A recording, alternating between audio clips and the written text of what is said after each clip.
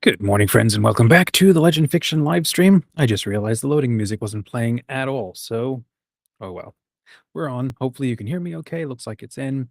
Today we've got a hopefully a full-on show. We're talking about the structures of on how to build a novel, basically major ideas for how to think about a novel.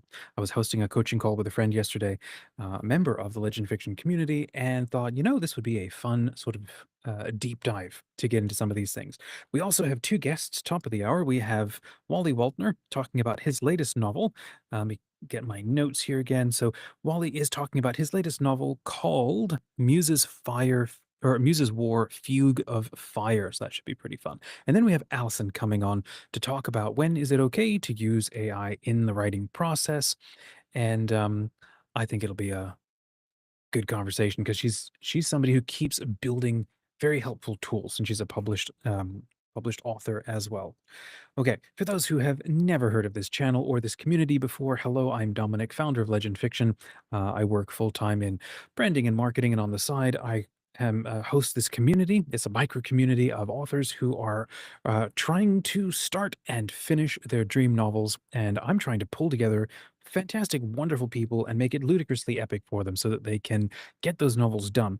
And then once they're done, to be able to find their dream audience and sell more books. So there's kind of two parts, going on in there. I'm somebody who has been writing books ever since I was 13 and writing stories and just loving the creative process. Um, and what I'm here to do on this channel is just share everything that I know and understand and that I have found to be helpful that has worked for me. And then as I go and test stuff and work it, with my community, come and share it with you all here as well. So we've got a writing community where authors show up every single day all year round, and they're constantly writing. We just finished a 30-day writing challenge, which just went incredibly well. We host two online cons. We just did one like a month ago. We're doing another one in December. My goodness, we have open calls, and we publish our authors in short story collections. And so this is not just a writing community where you get together for accountability. You also get a chance to get published. You get a chance to start growing your brand. You can join a mastermind. As of today, we're actually meeting tonight to chat more about how to market our books. We meet every month, and what's working, what doesn't work, what tools and stuff like that. Very helpful for authors who want to do the next step of marketing in today's world where you're not a trad published author, you're maybe an indie author. That's who most of us are in this community. I think today is an absolutely fantastic time to be an indie author.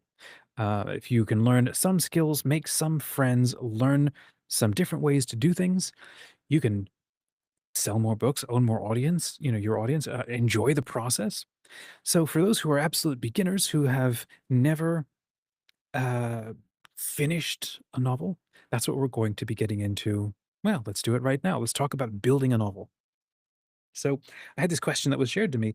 How do you how do you do it? How do you think about a novel? If you've maybe only crafted a few short stories, you love the idea of writing a novel. And if you're any kind of fantasy author, the first thing that you do is you get into writing is you go, well, I'm obviously going to write a trilogy or a quadrilogy, or it's going to be a 10-part epic series. And it's funny, I thought that's exactly what I was going to do. I was going to write a trilogy with this novel that I started because there was so much I was getting through in just the first novel. And I thought, as I keep outlining this, it's obviously going to be a trilogy. It just needs to be. And then after I finished that first novel, took a year off to kind of sit with it and realize, it's only one extra novel. Probably doesn't need to be. That's enough to tell that story. So we often overestimate the amount of storytelling that we can do. You can fill your novel or your story with an incredible amount of bloat just because I'm being an author, right? That's that feeling that we sort of get. I am being creative. I am doing all three things, and authors just like do all three things, and they write, they make characters do things, and characters just it doesn't stop. And then so if you're somebody who's at the beginning of that process, major question you're sort of wondering is, well, I'm not exactly sure how to begin. How do I not get lost on this big journey that I'm getting into, that I'm starting? Well, let's talk about that today. Um, First thing I think that's okay. Here's what we're going to cover. Okay, we're going to cover what are the major sort of beats, major parts of a novel. And yes, I know I can point you straight to Save the Cat as a resource, which you absolutely should check out. Save the Cat is fantastic. Take Off Your Pants is another one that I've read that's fantastic. Coffee Break Screenwriter, also fantastic. These are my three sort of books. There's probably a ton of others that are out there. Understanding the Hero's Journey, right? These are mental models for how to understand what a story is trying to do. But at its core, when you get down to like the core of it, like what is a story? Shout out to Katie Campbell, who drummed this into me in all of my early conversations on this channel with her, that she got from her studies at school and whatever. But a story is about a person who wants something badly enough to do something about it. That's a story. If you haven't figured that part out, then your story is going to continue to struggle and continue to fail. So it's about a person, character, a character who wants something. Wants something. Could be a status, a position, could be an achievement, an outcome, a goal. It could be a rescue mission, a person, a new tie, coffee, whatever. It's something that they want that they don't have, and they want it badly enough to go do something about it. I think that if you're going to tell a story where somebody comes to a spiritual awakening by the end and they don't actually want the thing that they set out, you can obviously tell that story. It can feel like a bait and switch. Um, so you then would have to set up at the beginning that what they thought they wanted was this, what they actually wanted was the other thing. Doesn't matter. The point is, character wants something badly enough to do something about it. So a short story is structured like that. In the first page, in the first 1 to 2 paragraphs, you're outlining this really, really quickly. Short stories are, I think that I used to struggle with short stories a lot because I couldn't figure them out. I didn't know what I was trying to do with them. I actually remember being in college, not in college, I was in high school.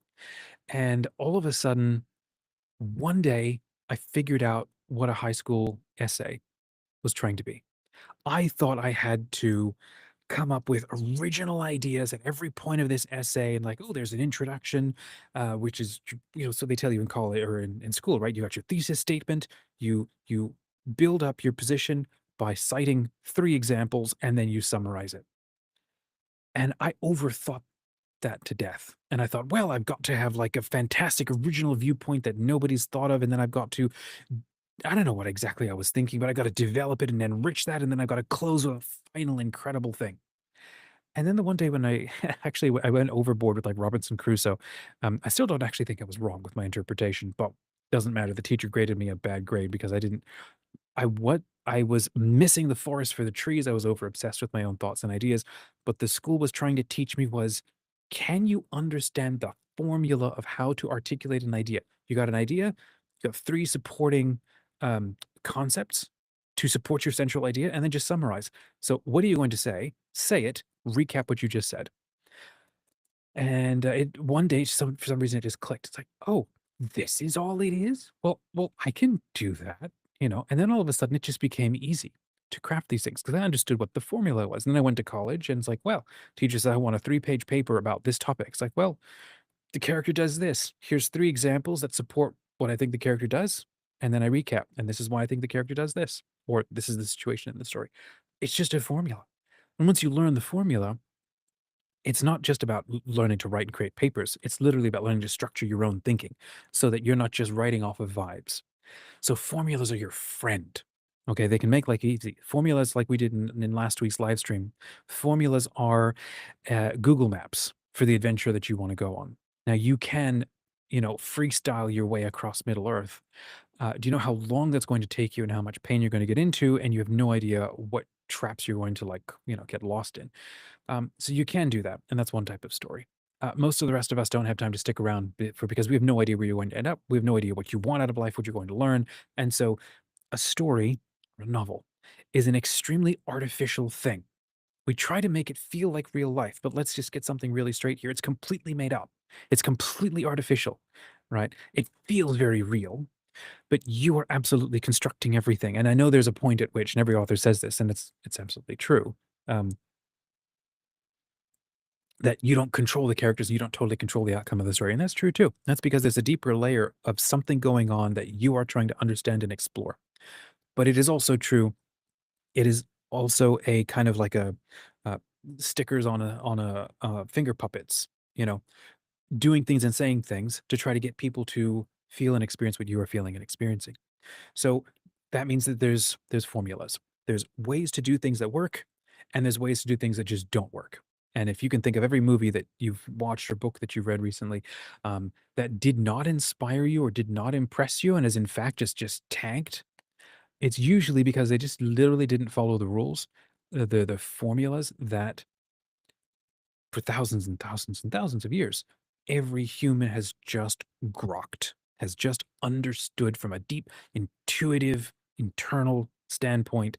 Um, we've had, I'm just fascinated with this point of view that we've had our past century has been field testing the playbook for how to tell stories that captivate, inspire, and just move you and leave you enriched, emboldened, inspired, enthused. Um, these are stories that become our comfort stories. We go back to them over and over and over. Why? It's because they worked. They took us through something. And if you sort of were to pop the hood on all of them, you'll realize it's actually a very simple formula. And the reason why the formula works is because that's how we work as human beings. Now, hyper creative people, obviously, we've got the streak of a rebel inside you, and you don't really like to follow formulas because the whole point of like your life is to like get outside the boundaries and get out into the fields beyond the fences and forage new and weird things and bring it back. And like we're obsessed with that. Absolutely throw myself under the bus on this.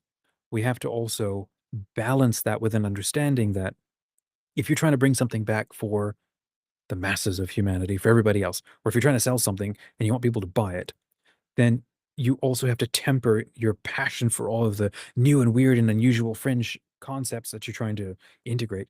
You also have to balance that with the fact that most humans interact with the world in a very predictable way because we all share the same kind of soul engine. Okay. And you can't get outside of that as much as you want to. You can't get outside of that. This is why we have genres, because we have expectations around how we want our stories to be structured. So go and check that out. That formulas conversation. Genres can be your friend. Now you can absolutely lose yourself in the formula and create something that is formulaic, meaning all you did was color by number and not produce anything that's actually interesting or helpful. Maybe because you didn't have anything actually, interesting or helpful. Now that's not always a bad thing. Sometimes you're just creating for fun. And so knowing the formula, and that's what we're going to talk about. What are the parts of a novel? If you've never thought about it. Um, Knowing where you're going is like the number one massive help. And if you're stuck and if you're not sure, like, I don't know what kind, I want to write a novel. I've got this fantastic story. Okay, well, first of all, it's a story. That means character who wants something badly enough to do something about it. Because if at any point the character could kind of walk away from the point of the story, well, you don't actually have a story. You have a gosh, it was funny. I was just watching this morning. This was an ex-mafia guy who was talking about, if you wanted to join the mafia family, you had to do something irreversible. You had to do something that would commit you to life in the family that you could never take back. And of course, we all know that usually means something traumatic and obviously illegal. But the point was you can't trust somebody unless you know that they are all in with no chance of backing out um, ever, because it would kill them or destroy them, if you did. Well, I think it's this, there's an opportunity to do this with like with business or with committing yourself to a mission or a goal. And you want to ask somebody to give you money or trust or whatever, they have to know, well, how do I know that you're seriously in this? How do I know that you're not going to like sell or walk away, or that, you know, how do I know I can believe you that you're actually going to deliver on this? I mean, how many people have tried to buy things and have been scammed out of things? Somebody's taken their money and run. It's burned a lot of us. It's a constant flaw. It's a constant problem that humans have to deal with. Same thing with your characters in your novel. This is why we set up stories the way that we do. It's because we need to know that the character isn't going to walk away when things get hard. Now we're at a point where we've read through so many stories that we know that there's a level of confidence and trust, but beginner authors, let me finish that thought. There's a level of confidence and trust that when you're reading a story that's written by a blockbuster or a big author, there's a level of that where we can trust the character isn't going to, because we don't tell stories about flakes. We tell stories about people who feel like they are and who flake a couple of times, figure it out, and become the character we admire by the end. So, um, beginner authors, though, we don't always know what we're doing. And it's compelling and convicting to us. And we think that that translates into the character. But but we write a story where a character never actually demonstrates or proves that they are all in so badly that they will suffer and sacrifice and endure and maybe even risk death to accomplish the goal that matters to them. And it doesn't even have to be that deep. It could just matter to them just because they want it. For some reason, they want it badly enough. And so this goes back to, remember, novels are completely artificial. If the character feels super real about what they want to get up to or accomplish by the end, um, you literally just create the scenes that show it. You can't just tell me that they're angry and they really believe this. You have to make me, the reader, this is what we see in movies constantly. You can't just give me a character. And you've seen this when you do. You give me a character and you just say they're overpowered and they're a very good moral person. Well, any viewer is going to go, well, why are they moral? How do they get those powers? Um, This is why we tell origin stories. This is why every time you launch a new superhero, you start with the origin story. Because otherwise, you don't believe, um, you just don't know where they're going to go. It comes back to like when you don't marry somebody out the gate, you date them for a period. You're auditing them. You're trying to find out, how do we mesh up? Do I trust you? Right? So we always have origin stories because we need to know, who were you before? Uh, when something traumatic or horrible happened to you, did you become a good guy or did you become an anti-hero? Did you become a bad guy? Um, and then if you're committed to doing heroic or good things or whatever, how do I know you're going to continue? Well, because past behavior predicts future behavior, or it can. And in a novel, that's kind of the point it usually does. So you're engineering and you're creating just straight up moments. This is why Superman saves a cat in a tree. This is why the first time that you meet Batman in the new Pattinson Batman Begins, right? I think, if I remember right, I've seen it once. He walks out of the darkness and he takes down these bad guys in the subway. Before you get to like the main point of the story, you start putting out little scenes that indicate, who is my character. Don't just tell me, show me, so that we readers or watchers can feel through like, oh, I like this guy. Oh no, he's faced with this kind of situation. Here's how he chooses to react. I don't know if I would do that. I think I would like to imagine that I would. Let's continue feeling this thing through. And so we get to track along with our character. This is why the law of show, don't tell is extremely valuable for beginner authors.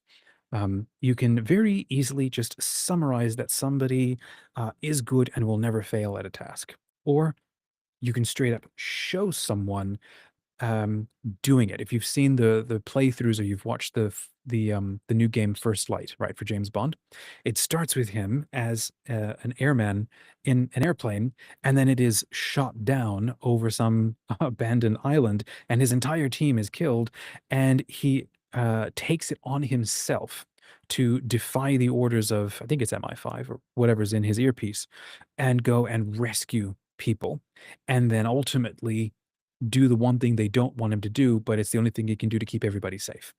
And in that first little scene, like if it was a movie, it might have taken, maybe 10 minutes or something of movie time. And in the game, of course, lasts an hour because you're playing it through. Um, what is that whole scene accomplishing? It's setting up through the character doing things um, to show you he is the kind of character who cannot walk away from, let's say, a problem. So we're compelling people to inspire them to believe the rest of the novel is going to be worth their time. Okay, so later on, I want to get to talking about like mental guardrails around how to actually structure a novel. We'll get to some of that in a bit. That comes towards the end.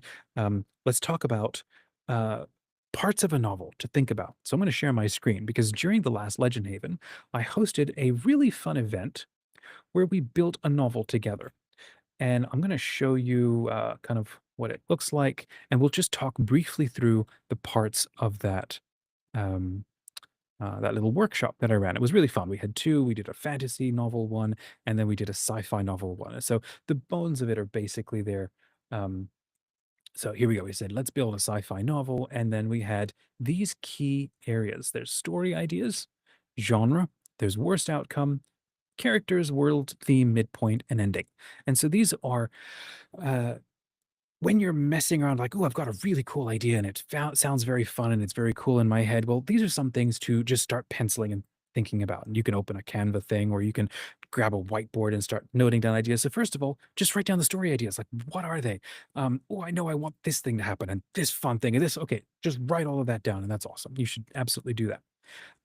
Identify the genre. Why is that helpful? If you can identify the basic genre you think it is, that immediately comes with a little formula for the kind of outcome or story that people expect. If it's an adventure story, then you're going to probably want some kind of a character who's strong enough, smart enough, skilled enough, uh, active enough to endure whatever is thrown at them and wins by accomplishing something outlandishly difficult by the end. That's the point of adventure. Thriller, it becomes even more serious and life threatening, and more lives are on the line. If it becomes like horror, it's very existential, whatever. If it's a just knowing your genre instantly gives you, um, expectations or like a little formula for that to follow. So that instantly starts helping you to focus your story ideas because you can't just ideate like, well, I want to go in every possible direction. Well, yes, you could, but if you want to create a story that's going to hang together and that's going to feel um, coherent, that's going to make sense, pick a genre. And yes, you can have a primary genre, you can have a secondary genre. That's the A plot and the B plot sort of thing. But start listing out who your characters are. You've obviously got your heroes, you got your main characters. If you're a beginner author, I'd strongly recommend pick one main character. You're going to be inside their head throughout the experience of this story.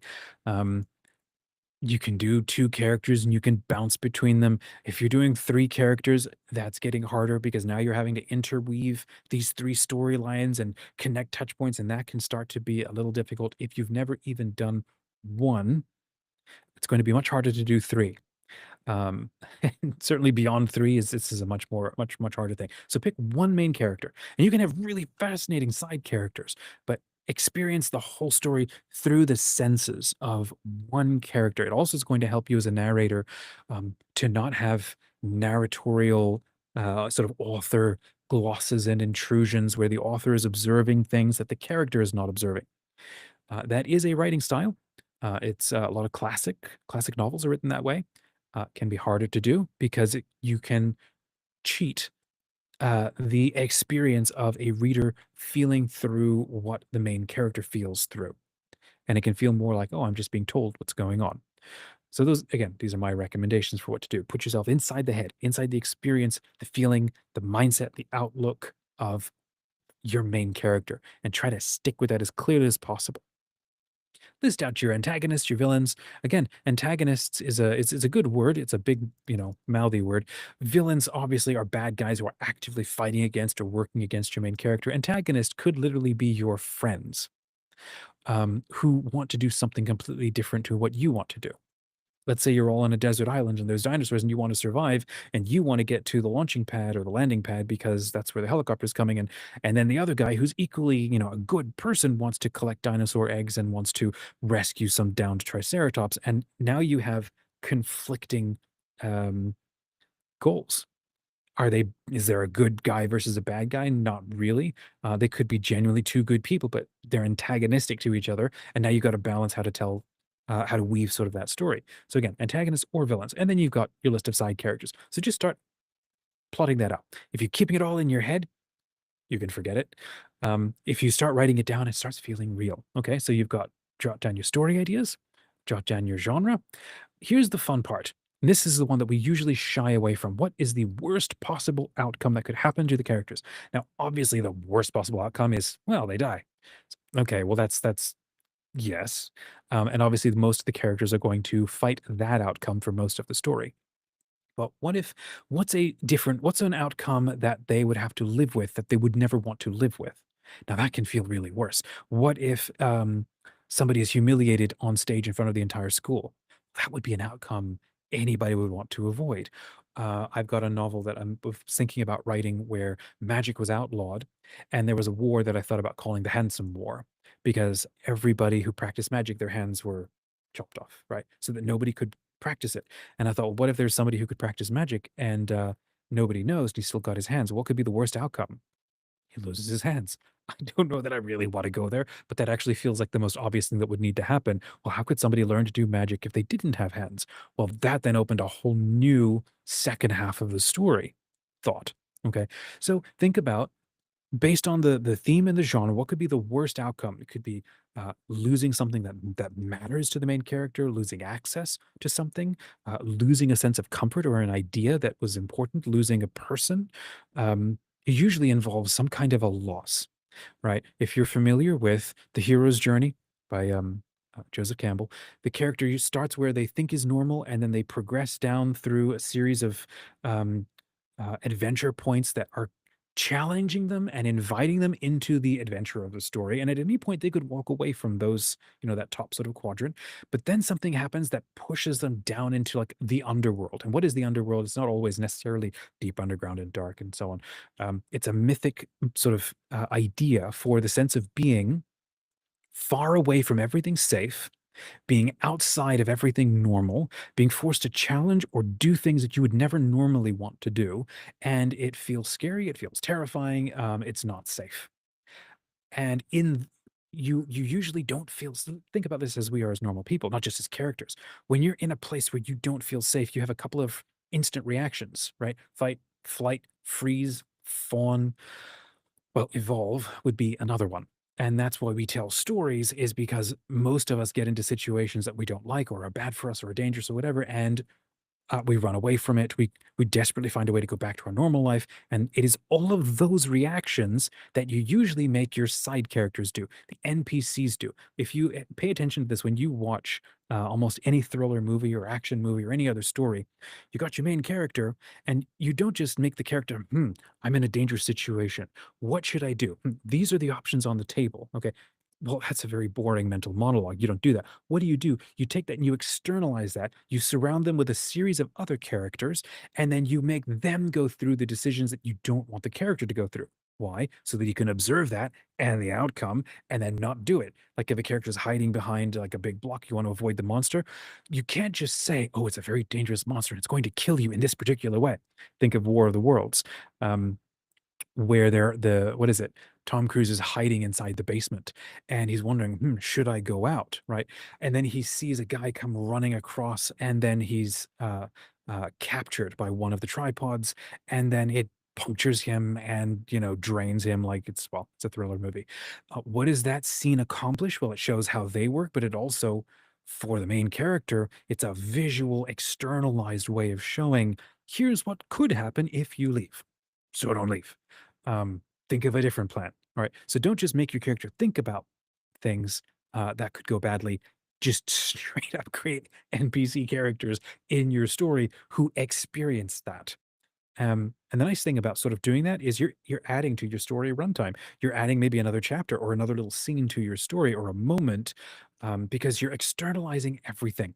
You can, this is again recommendations for beginner authors. Avoid long mental monologues with your character, avoid them going on the beach and just talking to themselves for a long time, or sitting in their room or not doing anything.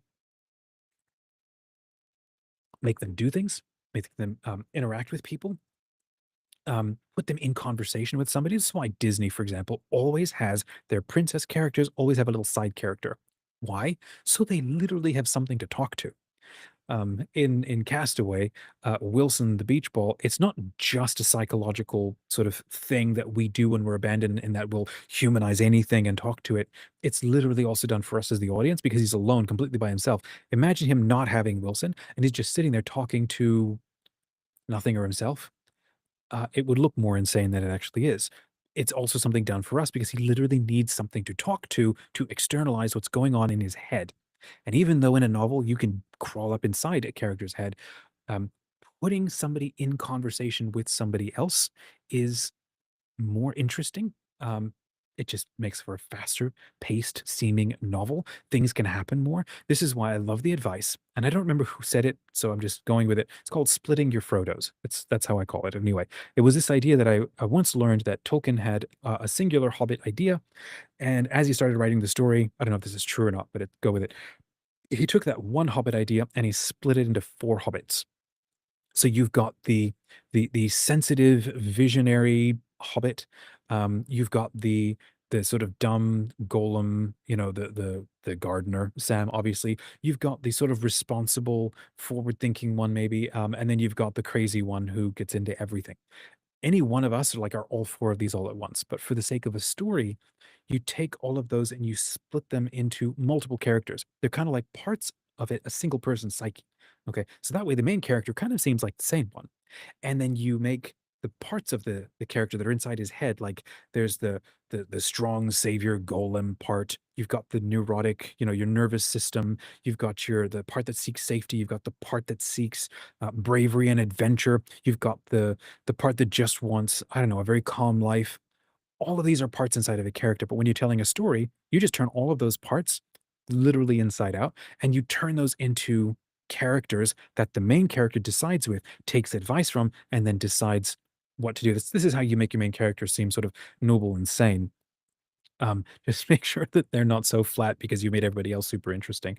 Um, I think I lost a little bit of where I was going with this. Okay, so you're putting characters in conversation with other people. So avoid too many internal monologues. Literally have people talk with people or with things. You're externalizing. You're keeping things active and moving. Okay, so to express the worst outcome, have other people go through it. If you don't want your main character to go through it, have somebody that really matters to the main character. Now, here's the fun thing: that worst outcome can be, won't always be, but can be the midpoint of the novel. And we're going to come back to this in a minute. Well, there it is. See, midpoint. What happens in the middle of your novel? When a lot of us are starting writing novels, it's exactly what I did. It's what everybody who's beginning goes, well, I've got a really awesome beginning. This beginning is so fun. Like, oh, I vibed this whole thing and I know where the ending is. I know where it's going to go. And then the middle is just the long slog across Middle Earth where nothing happens and you just sort of fighting across the way and there's some leveling up and it's like it's the soggy middle. It's just the boring, it just feels boring and everybody complains about it. Okay, what is one thing you can do to absolutely make it interesting at the midway point of your book? You're going to introduce something that is massive and interesting. It's not as massive as the climax, but it's going to be a big deal. Here's a challenge for you. Start paying attention to every movie that you read. Or if you literally turn to about the 50% point of any book, there's usually some big event that is meaningful to the main character. It's either, if it's an adventure story, it's some big boss or it's some big level or sequence that they're trying to survive through.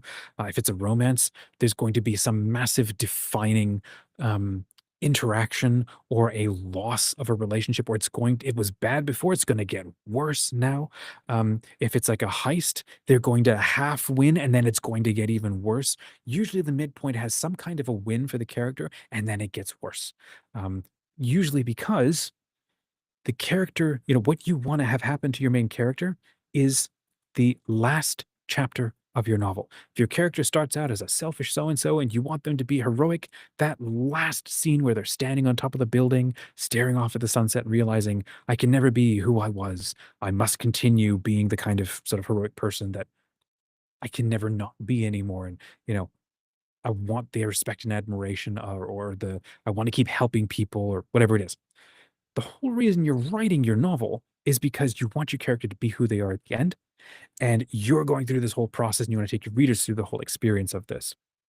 So the midpoint is how you save having like a flat or soggy middle because you're going to spend the first half of your novel writing towards that midpoint. And then once you reach that midpoint, it's like a mini climax. The character is going to have some kind of a win, some kind of a massive failure, and they're going to realize everything I thought I was isn't good enough. I have to now do more. I have to get a new teacher. I have to get a new tool. I have to get a new whatever. And I've got to double down on my training. I've got to bring in a whole new team. I've lost my first team, but we won the thing. And now we got to, the second half of this is, like if it's a heist, we got the thing. Second half is escape with the thing. Okay. And are you going to be able to keep it now that you've got it? And then that leads you up to the climax. Okay. So you've got your beginning, you got your middle, you got your end. And then of course, there you can see, there it is, ending. What is the big fun thing that happens in your ending? If you can chart all of these down, like on this sort of little board, you've got a pretty good outline or feel for the kind of novel that you're crafting. Last thing is the world and the theme. This is obviously the hardest to figure out. Sometimes you just need to sit and chat with people and somebody else will go, oh, it sounds like this is the underlying theme of what you're trying to do with this story. What are the questions you're trying to ask yourself? You're trying to ask yourself with the world or the theme, why does this story matter to me? Sometimes you can't figure that out until you finish writing the whole thing. And then at the end, you realize, Oh, this is what I was trying to do. For example, right? Think of like Jurassic Park. We got two dinosaur quotes in the same live stream here. What's the point of Jurassic Park? That underlying theme, I think, was pretty obvious to Michael Crichton right from the beginning. And it's what usually the theme, I think, is stated at the 30% mark or something, or it might be the 15% mark. If you're reading Save the Cat, it literally shows you there's like an actual formula. At this point of the story, you're straight up stating what is the theme of this whole thing. And of course, the main character ignores it because if they listened, you wouldn't have a story. So I think Ian Malcolm is slamming his hand on the table. It's like we what is it? We always knew that we could. We never stopped to think if we should. Okay, that is a that central idea. You could retell that across a billion stories. In Jurassic Park, that is the sort of gift wrapping around the understanding that the author or the movie wants to leave you with as you walk away. Um, you can do anything. The question is, should you? And so it doesn't even answer that. That's the beautiful thing about that story. It doesn't answer that. It shows you the consequences and it lets you then decide how you want to integrate that or think about that or what kind of person you want to be or what kind of decisions you want to make because of seeing that experience. I think it's really helpful, especially if we're Christian authors. I am a lot of us who are in our community and they'll maybe following this channel. We often want to create stories because we're convicted of an answer that is really powerful, beautiful, and meaningful to us, and we want to share that with other people. Problem is that's often that's like an apologetical tract. That's like a catechesis moment. And that's not what we turn to novels or stories for. Now, with anything, there's always, edge cases or fringe cases. Sometimes we do turn to novels because we want to be reinforced and reassured about what we think is actually true. And so that is one kind of novel. But it is also true that most people are not looking for that kind of novel. Most people are looking for a bit of an out of body experience. I want to live as somebody else. I need or want to experience how 50 other people go through life and live through life so that I can incorporate that into me. Because I can't live long enough to make all of the mistakes possible, but I can read enough stories and I can sort of mentally like level up faster by feeling emotionally and thinking through with the characters these outcomes. So, yes, my goodness, stories matter. And if you can figure out your theme ahead of time, it can be really helpful for creating focus for your story. It's not everybody has it. Sometimes you got to write through the whole story, and then by the end, you figure that out. Then you can go back and you can, it'll help guide your editing. Okay, so there we go. Story ideas, pick a genre, think of the worst outcome. Maybe that worst outcome happens around the midpoint or perhaps before the climax. You've got your characters. Again, antagonists and villains are not always the same thing. Side characters, right? They're the side characters or your NPC characters, which is the next level below. They're often the ones that you have experienced all the things that you can't put your main character through because then they would die and then there's the end of the story. Or they're the ones who learn all of the lessons on behalf of the main character as well. Now, obviously, don't have them do everything because the character has to actually make his own mistakes as well. You've got your overarching world or theme, you've got your midpoint moment, and then you've got your ending. And if you can figure out all of those, you've got a really cool outline for your story. Okay, now let's talk about a little bit of the mechanics. That should take maybe the next sort of 15 minutes. Let's talk about chapters and scenes, right? I don't know about you. I had a really hard time because I had no idea what those meant. What's the difference between a chapter and a scene? Now, here's the problem: when you go to Google any answer, the thing is there are no hard there are no straight answers, which is really frustrating. So I'll tell you what's worked for me, what's made sense to me, and what I've done. Um, okay, we blocked out the sort of meta level thinking that goes into a novel. A scene is a part of a novel. A scene is like a time or location bounded space. This is so far what's making the most sense to me. It's where action takes place. It's where things happen. So if you think of your favorite movies, and I'm gonna pick, for example, okay, what's an example movie? Let's go with like Star Wars: A New Hope. Okay, first scene is in space. Um, Man, I am forgetting what happens. What happens in the opening scenes of it? They're shooting they're shooting a rebel ship or something. I don't know. Okay, whatever. First scene happens in space. Second scene happens on Tatooine. Third scene is where does he go after Tatooine? Back in space again. Okay. Inside those scenes, we're introduced to characters, we're introduced to problems, we're introduced to motivations and outcomes. A scene is it's a place or it's a part of a novel where things happen. Usually kind of has a beginning or an end, and you don't usually leave a scene until you are done with it. Now, sometimes you can come back to the same place, but it's not the same scene. It's if you think of a play, right? If you've ever seen a play, there's usually like a big set sort of backdrop, and lots of things are happening in there. And then when that's done, you move out the backdrop, pull in the new backdrop. We're now here for Act Two. Okay. Um, that's kind of a scene in of it's a where things happen. It's bounded by time. It's bounded by space. It's a part of a story. Now, if you're telling a story that has like two viewpoints or three viewpoints, each storyline for those characters might have their own scene. Some character might be in a gutter, or like think of Aladdin, right? He's down in the streets. You've got a scene where Jasmine's in the castle, and uh, this is the difficulty with multiple viewpoints. We're trying to keep it really simple.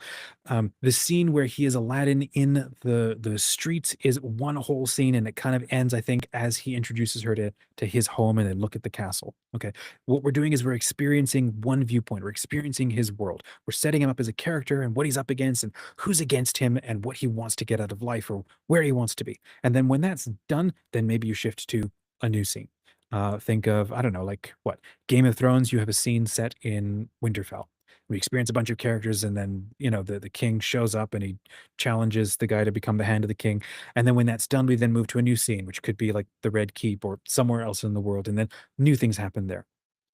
Um, so, okay, that's a scene. Now, what some people will do, and you'll see this, some people will create one scene per chapter. You can do that. And those chapters can be massive and long, and they can be very short. Technically, you can do whatever you want.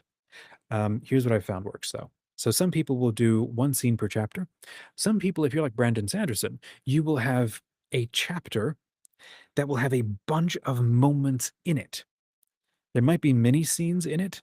There might be like one scene that is larger, like a chunk of a story that is made up of a bunch of chapters, which is exactly what he does. And then inside those chapters, you've got multiple little characters going through things. That's pro level stuff. I don't recommend trying to copy that out the gate. How do you keep this really simple? Here's my recommendation, because this is what I do. Here's what I found to be really helpful. Pick a word count for an average chapter. I usually pick about 3,000 words. 3,000 words is a chapter. Okay. I've got a scene where a series of moments happen. A chapter is a completely arbitrary decision of turning that scene into like Lego bricks that build one on top of the other. So if you think of a chapter, it's a 3,000, 5,000, some you can do whatever you want, but if it's let's say a 3,000 um, word or 10 pages, whatever, capturing of that scene, you might have a scene that's made up of 3 chapters. You might have a scene that is made up of 20 chapters, because a chapter is capturing the adventure, the conversation, and turning the ideas of all these characters. And there's these things that we're struggling with. Like, so think of Aladdin, right? The cartoon. Um, one chapter might be the chase where Aladdin is like giving bread to the child and then running away from the bad guy. That's one chapter. Next chapter would be, let's say we meet Jasmine and she's putzing around the marketplace. This has been years since I've seen this movie. And then she is thinking about the world. We're inside her mind, right? So this is a totally different perspective to Aladdin. So he's off running, and that's one chapter. And then she's got a chapter dedicated to her point of view, and then maybe he shows up. End of that chapter. Chapter after that, they're both running away together, and the guards are coming after them. That's that chapter. And then the chapter maybe after that is they escape to the safe space where they can rest and recuperate and process what they think and felt about what just happened to them, and then open up the fact that now there's the rest of the story that's going to happen. They're looking at the castle in Agrabah and whatever. We've now got 4 chapters, and that was one scene. I don't remember the rest of the story, unfortunately, that happens after that point. Chapters aren't building bricks that you use to communicate what's happening in a scene. Now, that's so you've got your overall plot. Now, here's what I found to be also really, really helpful when you're thinking about, okay, I've got, like I was screen sharing earlier, I've got these major blocks for my story. And okay, I can maybe understand I've got a cap of 3,000 words. So I don't want to like cram too much into that, but it's in 3,000 word chapters is how I progress through my story. We've got someone in the chat. Hey Vic, good to have you with us. Chapter is a collection of scenes that are related. Might be one scene, might be half a dozen scenes. So you can literally you can do whatever you want. I'm gonna say that's kind of a pro move because it is harder to keep it all straight if you're an absolute beginner. Um, Again, Brandon Sanderson is somebody I've seen who does that. He does it really well. So what's the other recommendation is read your favorite authors and copy what they do. Um, Everybody starts by copying. So just absolutely go do that yourself. Something that I love doing, and I found it to be super helpful. It's a Trello board. Okay. So you saw what I was when I was screen sharing, I had these sticky notes all over the place, right? If you have a Kanban board, like you go to Trello.com and you set up a free private board for yourself or something, you can create 3 columns. And inside those columns, you're going to put notes. And the nice thing about that is you can mark them as complete, you can delete them, you can drag and drop and rearrange them, you can add additional details, and you can add little subtasks or subnotes or something. So you create 3 columns, which is beginning, middle, end. And then you take all of your ideas and you just start dropping them in. Okay. And it doesn't have to all be perfect. And each one could be a scene, each one could be a chapter, each could be just a moment in a story. Like a moment in a story or a scene could be made up of 5 chapters, it could be made up of 1 chapter. Um, and sometimes you don't even know how many chapters it might take. Or if a scene is like, oh, this is not long enough, I need to expand it until you actually get into writing it. So don't sweat it too much. Don't try to marry, like, oh, here's this idea. That's a chapter. Here's my next chapter. Here's my next chapter. Don't do that. Just drop in the ideas of what's happening in this story. Now, that's super helpful. If you've never done that, try that. You've got your beginning, middle, end. Where does this, what parts of my story sort of fit into where? What counts as the beginning? Well, okay, the beginning part is going to be we're meeting the character, they're in their world, and then the sort of first column kind of ends when they get to a point where they've had the inciting incident. Maybe they've reacted to it by running away or by facing up to it, and they then have reached a point where they've decided, I cannot run away, I must accept the rest of the story, this adventure. There's no way I can run away from this any further. That's part 1 of your story. Technically, that is basically going to be the blurb on the back of your book. That's the first 30% of your book. Okay. The second column is the middle part of this particular story. Again, if you're telling a trilogy or multiple other things, you're going to have multiple little Trello boards, I guess. But the second one is going to be, well, what's everything that happens in the middle of the story that gets you through to the end of the story? This is fantastic for early planning. Okay. And then the end of the story is like, well, we've finally reached the major thing that I was excited to write this whole time. And here's the story beats. And then here's the end scene where we close the novel. Now, don't try to be too detailed because as you write and evolve through this novel, you're going to change that and it's going to change and update. But it's good to have a sense of where you want to go. I think it's really, really helpful. Don't spend forever on it because it'll probably update. Now that's level 1. Okay, now if you want level 2 recommendation, it's where you don't do 3, but you do 5 columns. Why is that? Because you've got your first column, which is the intro, everything we just said, the intro up to the inciting incident and the moment where the character realizes, I can't run away, I got to embrace this and get into this. And then the second column, what you're doing is you're taking that center column, which was just the 1, and you're splitting it into 3. Why? Because you've got first part of the middle, second part of the middle, third part of the middle.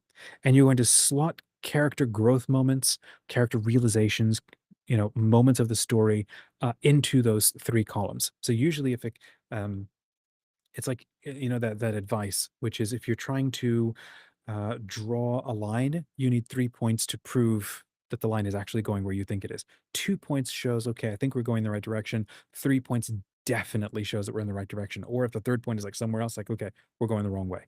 So what you're doing in the middle of a story, if you can sort of think of the beginning and the end columns are probably going to be shorter, right? Because the beginning is like we're wrapping up. You can't take your character from the beginning part of your story and dump them straight in the end part of the story because they've not leveled up. They don't know enough about the world. They don't know enough about their own skill sets or who they are or the team they need to assemble. And so this is why we show up for novels is the middle part. So if you're getting bored or feeling like the middle is boring, take a break, stop, go back and have a look at your formulas and your genre and the kind of character that you are and what's going on in the middle of your story because it should be absolutely exciting. And yeah, I'm going to say it because it's what I think, it's how I operate. You should be absolutely in love with every single chapter throughout your book, every single moment of your story. You should absolutely be in love with it and excited by it. So divide the middle of your book into like three parts. And each part is going to get slightly worse, slightly more involved, slightly bigger, and it's going to demand more of the character because it's through those three steps that they're then able to accomplish the end. And you'll usually have some kind of an event that will mark that change. Okay. So the 50% rule, the midpoint rule, it still works because that's going to be your middle column, but you've now just added two additional things. Now, again, if you're following like Save the Cat, they've got like entire beat sheets with percentages about roughly where everything goes because they've just tested this across what works, 50 million movies of whatever's out there and what audiences react to. And so it's now a science. So just reading that book a couple of times can be really helpful and it'll help you with, your Kanban boards. Just don't spend forever, which is what I did, immersing yourself in the process of writing and then never actually writing. It is so much better to fudge your way through writing or crafting or outlining your first novel. And again, do it enough to where you can get into the adventure. Don't outline so much that you get bored or tired or think like, well, I don't really need to actually write this novel because, I've sort of done the thing. I know where everything is. Maybe I've lost all the fun. Now, I'll say that with a massive caveat. There are some authors who are absolutely brilliant and they will chart every single detail and then it'll give them the confidence to then just write and they know exactly where it's going to go. A lot of other authors who are a bit more like me, you will outline the beginning, pants the end, and then just explore your way through and see kind of where you end up. And as you develop more ideas come and you start charting it in, again, knowing the formula, knowing roughly how it shapes out is going to help you stay on track, not get lost, um, create something you believe in. Okay. All right. So what do we cover today? There's major ideas and outlines for your novel. You got your characters, you got the worst thing that happened, you got your midpoint, you got your end. Putting anything down is going to instantly help you. And it might even, you look at it and go, you know what? I don't like that actually. That's not where I wanted to go because I can ideate anything. And what I'm putting down isn't actually it. So one, that's helpful. Two, understand your genres. Have a look at that deep dive from last week, where formulas are your friend. Know them. They're going to help you with more ideas, or they're also going to help you limit the amount of ideas that you could pack into something. Um, because you can't do everything if you want to actually finish it, and if you actually want to sell it, you got to actually follow, or you got to create something people will actually want to buy. Now, I don't recommend always writing purely for the market, otherwise you lose the thing that you want to contribute to it. But you do need to know, like have a Google Maps for where you want to go. And then you can decide how you want to drive there, right? And then last thing, pick a metric for how you wanted to craft your story. Because if you're like, well, I'm just going to get into writing it, and then the first chapter is 10,000 words, and then the second chapter is like 2, and the third chapter is 20, and you're like, that can make it feel hard because you don't know exactly how you're building the story brick by brick by brick. So if you go 1,000 words, 3,000 words, that's one chapter. What's nice about that is that you can follow the formula or the format of how a short story is crafted, where you very quickly communicate what's the point of this story, who's the character, what are they up against, what do they want. Then they go do the thing, and halfway through it gets worse, and then they work towards the end to they do the thing and they get the thing that they want. Again, story is a character who wants something bad enough that they will do something about it and overcome any obstacles to accomplish that thing. That's a short story. You can also structure a chapter like that. And that also is a little mental model like, oh, that can actually really help. Every chapter is about accomplishing something or getting somewhere or doing something or learning something. And then at the end, it's a cliffhanger. It doesn't tie up neatly and let them all go to bed and then they're all done. It's like, nope, there's a cliffhanger. Somebody new walks in, you learn something new, the roof falls in, the new thing comes up, and then that's where you end. And that can be so satisfying to constantly be writing towards the next cliffhanger. Because what is your job as an author? It's to keep somebody reading all the way through until they get to the end.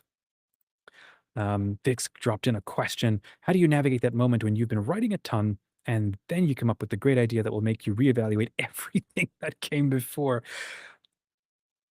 I hear you. I feel you. And I don't know what to say beyond that's just how it's going to work with editing. You'll need to, yeah, you'll need to just. Some people are masters at rewriting stuff. I will tell you that I have gone back and rewritten so many chapters, um, and I've had to rewrite my opening chapters or create brand new ones completely. So that's rewriting. In that first pass, it is very tough, and it is something authors have to learn. I'm sorry, there's no way to get around that. Um, because you can literally like think of it from the Google Maps sense, like, okay, here's where I think I want to go, and then you get halfway there and realize, oh, I'm not actually trying to go there. I need to go do this other thing first, new side quest or whatever. So I'm going to go do that. I've got to recalculate the whole map. It can be a big deal. Um, Again, how do you preserve that? It's the guardrails, it's the formulas, it's knowing, doing some of the work ahead of time. But then sometimes you get halfway through a novel and just realize there's nothing for it. Everything that has happened has got me up to the point where I realize, oh, this is now the obvious thing, and I have to go back and rewrite. But if you can do some of the front loading, like we're talking about in today, it can make it easier. All right. The last thing to share with you is um, total word count. This is my last thought. Then we got to close out this conversation. If you can give yourself a total word count, that can be really helpful. So, for example, knowing the chapter, not the chapter, the novel length for the target audience. Okay, if you're writing for kids, maybe 40,000 words. If you're writing for teens or something, or young adults, 80 to 120,000 words, something. Adult novels are probably about 120,000 words. If you know that, if you know your target audience, then you can instantly work backwards. Like, well, if it's 80,000 words and I'm doing 3,000 words per chapter, then if I do that every day, right? And you can just work out an actual calendar timeline. You can also then know it's like a little bit of a mental loading bar. I'm actually making progress towards my novel. And if it's 80,000 words, then I know that by 40,000 words, I need to be having my midpoint moment. By about 20,000 words or something, or 15,000 words or something into my story, I need to definitely be out of the early fudging around, figuring out who my character is and committing them to the novel. Okay.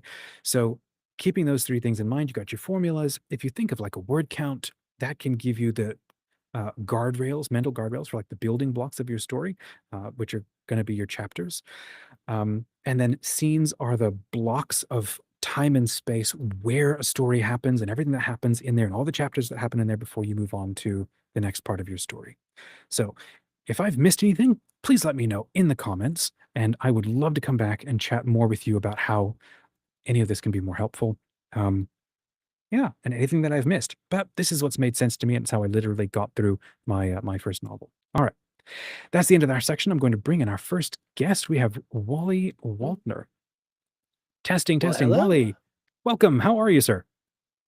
Hey, doing all right. I was just about to text you to figure out if I was where we No, were. you're right, and I appreciate you. Thank you waiting. I was just trying to wrap up my monologue about how to structure a novel and stuff like that. I usually kick off these live streams with an hour to 45 minutes worth of a deep dive or brain dump of how to solve Oh, problems for authors and stuff like that, and then bring in our guests. So thanks for coming on. It's good to meet you. good to meet you as well. So you So, come highly recommended. oh, well, that's very kind. Yeah, I mean, you're through Rack Press, I believe. correct. Yes. They've So mentioned your latest book, which was had an epic name. What was it? Fugue of Fire, I think it was, right? yes. So the series is called Muse's War, and yes, the this title is called Fugue of Fire. That the title is intentional. We talk about structuring novels and structuring series. I'll give you a little bit of the idea behind this. I actually come from a music background. I have a music degree from a small private Oh, really? school in the upper Midwest. And so my intent with this series is to essentially create a literary symphony. The first book in the series is called Overture of Shadow. So the movement of overture and gives the impression of a beginning. A Okay. fugue is musically structured, is an idea that is expressed and then given variations and given interesting counterpoint and multiple themes kind of bouncing against each other, which is very much the theme of this book. The future books, I have a short story collection that I intend to put out after this called an Intermezzo. And then Mhm. the final two books will be called Scherzo of Madness and Finale of Radiance. This is So, so it's so meta. Why? Like, why did this inspire to go this route?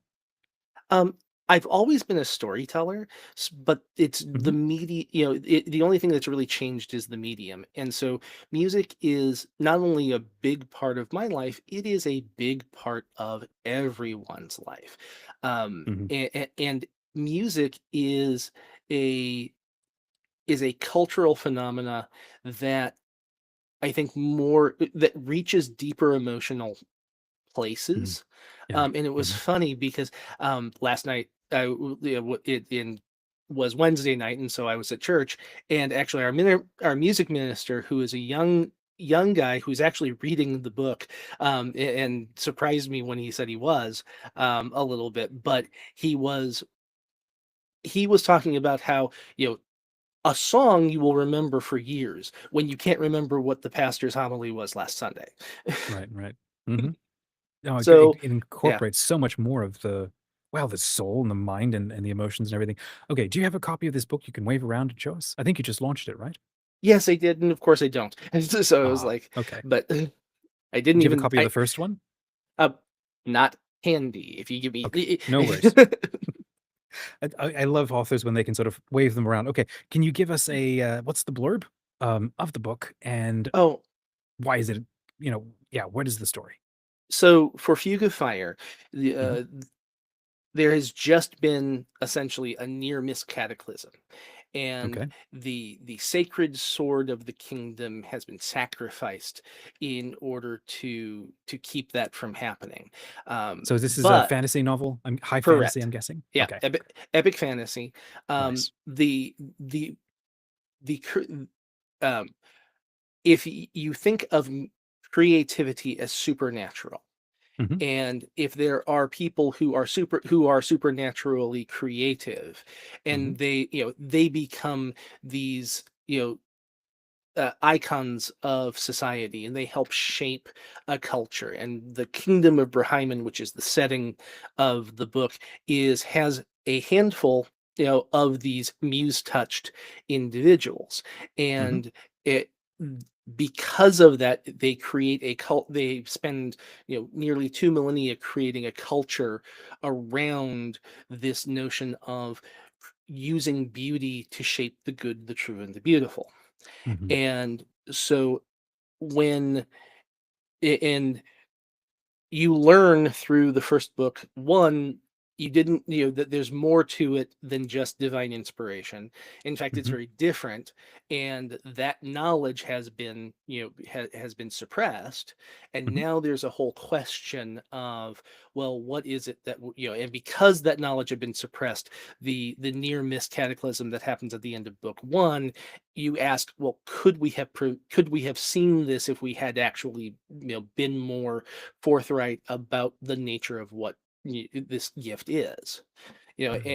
and realize that. Yeah, and so there's so Fugue of Fire comes off of that point and focuses on three individuals who were characters in the first book, Hmm. um, and how they respond, and how and how they work through trying to do the right thing. And sometimes you try to do the right thing and it ends up not being the right thing because it's Hmm. it's tainted or corrupted. And sometimes you're Right. trying to do the right thing, and even though you succeed, you comes at great personal cost. Or sometimes Hmm. you're trying to do the right thing for the wrong reasons. Right. you know Right. and so those are the themes, those are the variations on the fugue theme that Hmm. I'm working through in the book. Hmm. And by the end of the book, things come to a resolution, but we're on a knife edge for what is moving forward for the final two books. Amazing. Okay. Yep. You've The go I ahead. was gonna say, sorry, the log line is, three stories, one fugue, the muse's war continues. Yeah, yeah, yeah. Mm-hmm. Amazing. All right. I've just had to start taking notes here because you've dropped a couple of things, and I'm interested to keep picking your brain for our time together. Um, Mm-hmm. fun. Okay.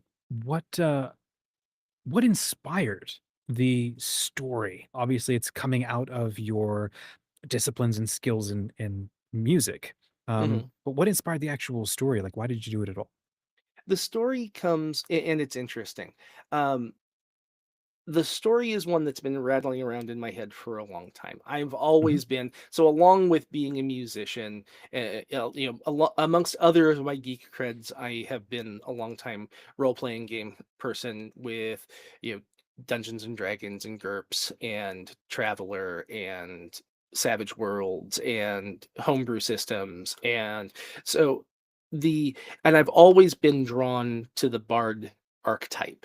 And mhm, again, and I also, and mix that in with time spent in historical reenactment and recreation. I was in the Society for Creative Anachronism for quite a while in my, in wow, my cool. 20s and early 30s, um, and was a bard in that, in that context. Mhm, So, so those, so bard centered stories mhm, and now you don't want to go back to reading. I think about Anne McCaffrey. I think about Mercedes Lackey. I think about those kinds of stories, and which were when I was part of what I was growing up with. I'm mhm, dating myself a little bit, but um, the so all of that made a lot of was kind of percolating in my mind, but I didn't really start seriously writing until 2022. And um but one of the things that I was doing that when I start because of that is also a strong fan relationship with Larry Correa. And I had started to listen to one of his podcasts, The Writer Dojo, more for inside baseball than for actual craft studying. But I was learning stuff at the same time, so that was cool.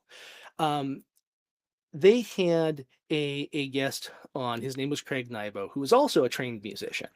mhm, And one of the questions that he got asked was, how would you incorporate your musical gifts a into a novel? And he went on he did a wonderful answer, and he talked about taking the tenets of Western music theory and using that as a skeleton to build a magic system around. And it makes mm, sense because one of the things about music is you can use keys, you can use modes, and you can use techniques to draw specific emotional responses. mhm, And while I didn't go as far as the suggestion was, it all of a sudden resonated that, oh, I can use these characters because names like Dorian and Lydian and Phrygian and Locrian, even which and create a a mental image if you understand what that means. Because Dorian, so my protagonist his name is Dorian, and Dorian is a mode that's used to it's happy but it's melancholic at the same time because the half step sits one step away from what most folks are okay, used to. amazing. Okay, Your antagonist is Locrian because the half steps sit as far away as possible and it creates the most tension. It's the hardest mode to write in, and you can still do it, but mhm, it's interesting where I can use where I can use music theory and even in church mhm, modes mhm, to to align into tropes. And for folks who understand it, mhm, you don't have to understand music theory. You don't need to know what a right, right, Neapolitan is to be able to enjoy the book, but you mhm, understand, hopefully, that through the characters' personalities, my intent was to create characters that aligned to the emotional resonance that the mode is supposed to invoke. amazing. So that sounds like that also creates a very predictable system, similar to, well, for creating your story and for navigating your story and creating more Mhm, predictable characters or responses.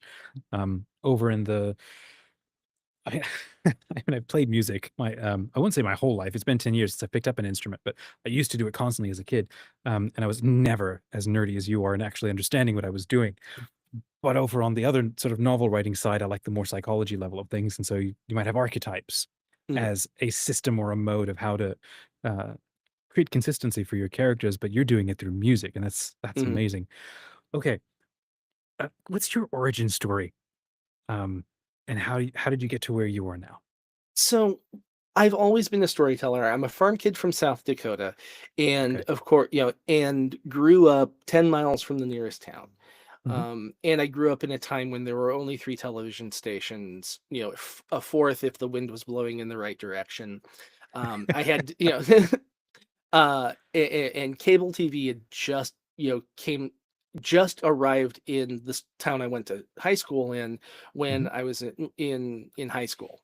So, you know, reading and outdoor, just exploration and and storytelling in my head was really the biggest form of entertainment for an only child who, especially if you're doing, farm work, and you need Mhm. something to keep yourself. It's funny because What I kind can of very farm work specific. were what Oh, kind of farm mostly. work would you do? So we raised hogs, for a good chunk of my childhood, and Mm. then it then ended up having, we ended up having to drop out to we had a we had what's called pseudo rabies, which would be Oh, no. a well, yeah, and it's the kind of the hog equivalent to foot and mouth disease.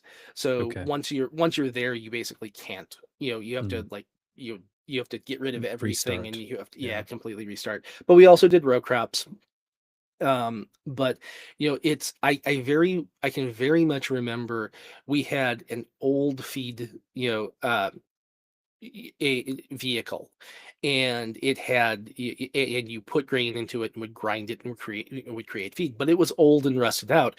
But it was the perfect deck for either a pirate ship, or the bridge of the Enterprise, Oh, or sweet. and Nice. I had this old pipe fitting, that was at a 90-degree angle, so it was perfect as a ray gun, that kind of thing. So I mean, that's, Exactly.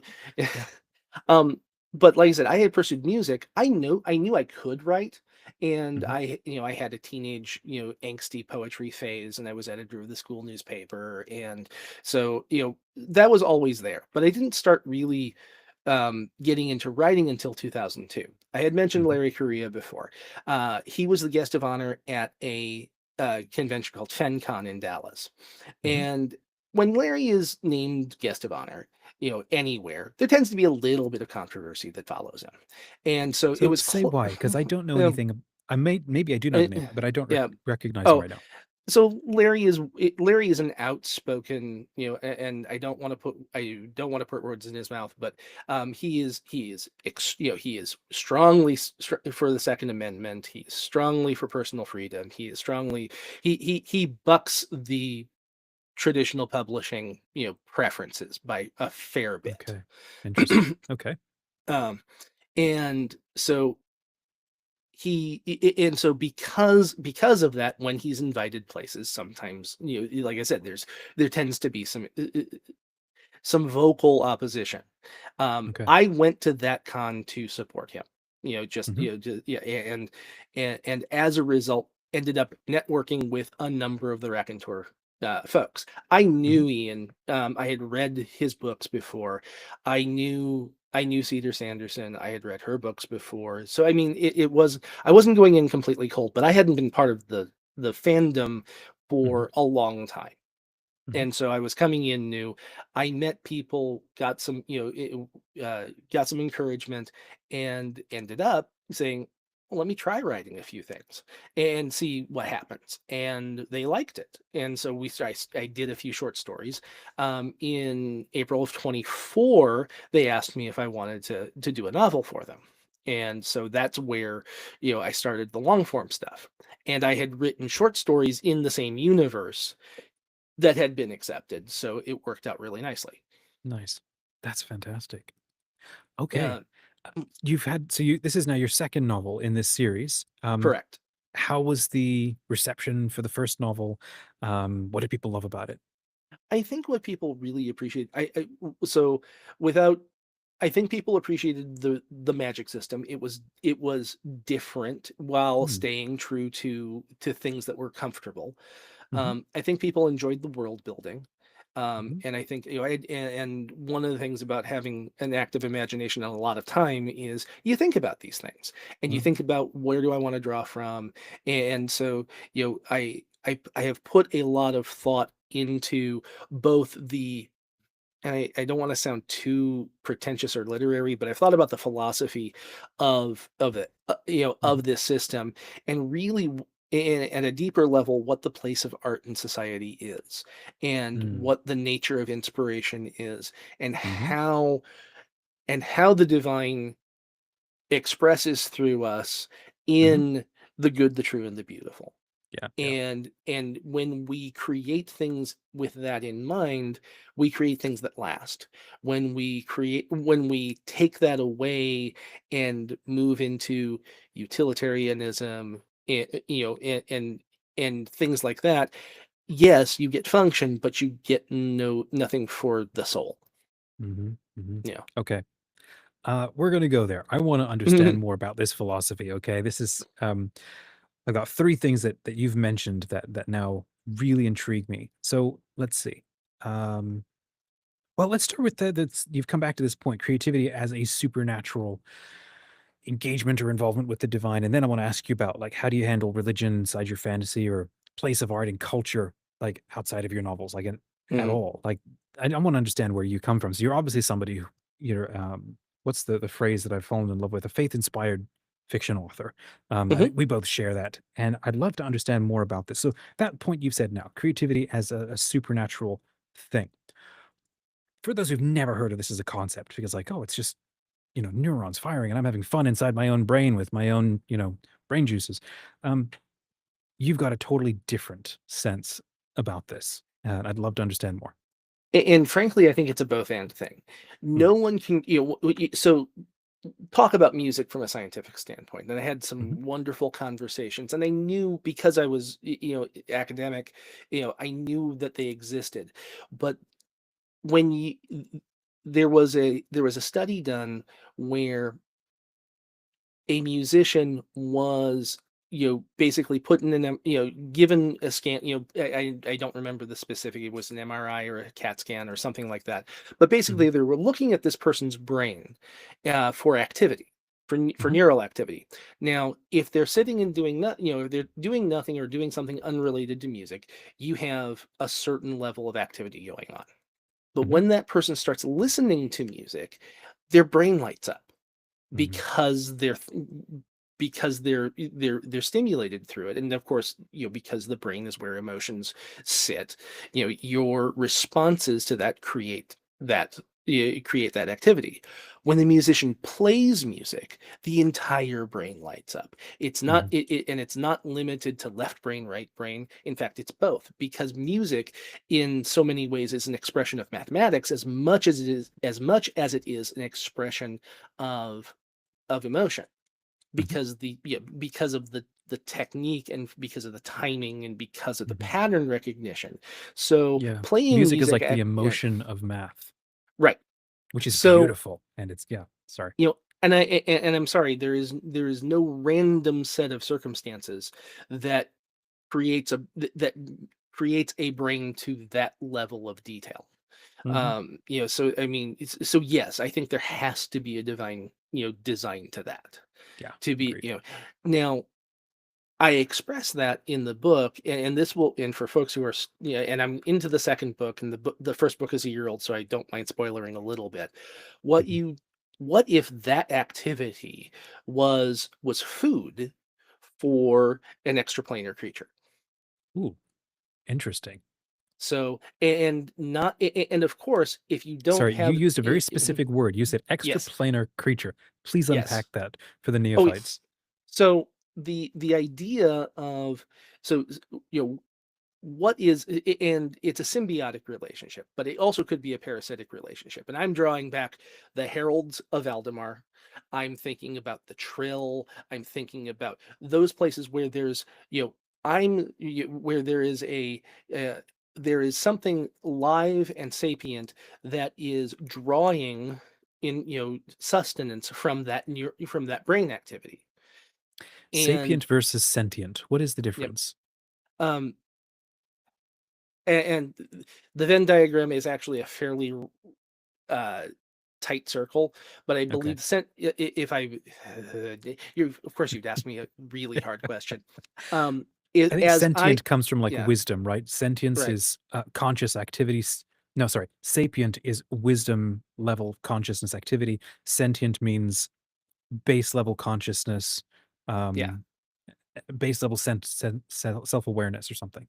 Right. A level of intelligence that allows for, at some level, and an alien level, organization and, you know, Moral inspiration growth or beyond, something. uh, Mm, beyond survival. interesting. And Okay. so the intent is, and when these, and that's what the muse is. That is actually, and they, of course, you can't, the human mind can't come up with a name for it, but Dorian, and but they come from, outside the physical. And Mm, so, and in the vehicle for transversing the planes, I use the aurora borealis. And so sweet. we call them, we use a placeholder name of Auroran to say Right. these come from beyond the aether and arrive, here in the physical, and they need a physical host to be able to survive. And Interesting. so Okay. they're living off of the emotion. And of course, because they have a moral code, and they're not just going to take, they're going to Mhm, exchange, even though, it's um the, there's a line in the old Buck Owens Bakersfield song. I left him my old house, and I left him my watch and my old house key. Don't want folks thinking that I'd steal. And that's talking about, he took 15 bucks from a drunk man who was unconscious and you couldn't stop him anyway. You mhm, so the Aurora, so the muse is saying, I'm gaining, I'm gaining sustenance off of your creativity. So I'm going to do things, one, to help bolster your creativity, give mhm, you, supernatural gifts, and, keep you healthy, because I have a vested interest in you living as long as possible. mhm, So that's why, and so as a result, and this is not merely in music, this is in any art. And I explored some different art forms and the gifts that muses can give in that sense. But of course, there has to be, some level of antagonist, and mm, there is another group of these folks, of these Aurorans, that are less interested in, in symbiotes, and more interested in just, playing the full body snatcher, kind mhm, of role. And they're feeding off of a very different set of emotional and brain, things. They're feeding off of dark triad kind of emotional impulses. okay. And Wow. so that expresses itself in, uh in the in the antagonists, and understanding that there is something different going on. And so in that sense, the kind of the inspirations I'm drawing off of are things like Babylon 5, and, like I said, Invasion of the Body Snatchers, and, that kind of thing, where there's, you can't tell that something's wrong until it's much too late. Mhm, okay. Wow. All right. So, like I said, I want to keep understanding you as an author, as a person. How much of this magic system that you've created is a dramatized sort of extension or reflection of what you actually think about how maybe the real world actually works? To an extent, I think it is an extension. It is a what if, extension of my beliefs about music, art, and creativity. Hmm. I think, and the intent is not to take the human, piece out of it, and Hmm. say that we're completely I think there is, the creative gift is still human centered. Hmm. I think it is, but can it be, but does but do certain things, especially when things really touch the soul, has something else really contributed? Hmm. And like I said, there's some things are just simply too complex or too beautiful to be randomized, or to Hmm. to come from, from an unstructured, source. Hmm. Yeah. Especially when So it leads yeah. to, wow, deep and abiding transformative realizations or experiences. And so, Mhm. okay.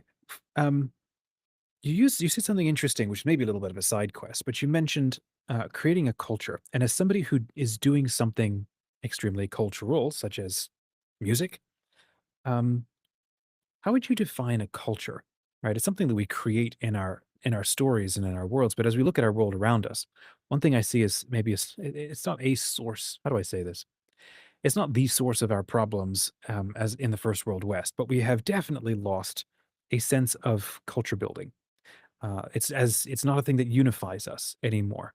Um, I'm not exactly sure where I'm going with this question. I've got some ideas. You know, I like very much the definition of a culture. It's not something that you passively experience. It's what you do, and we've lost something by taking the idea of culture and like that's a ballet I go to watch. That is a movie I go to watch or a concert I go to passively experience. And I like much more the sense, no, no, those are aspects of culture. But you build culture by what you do and who you are and how you do it together. And what do you think about that? Well, in there is yes, there's together. Art has two players in it. There's the artist and then there is the observer.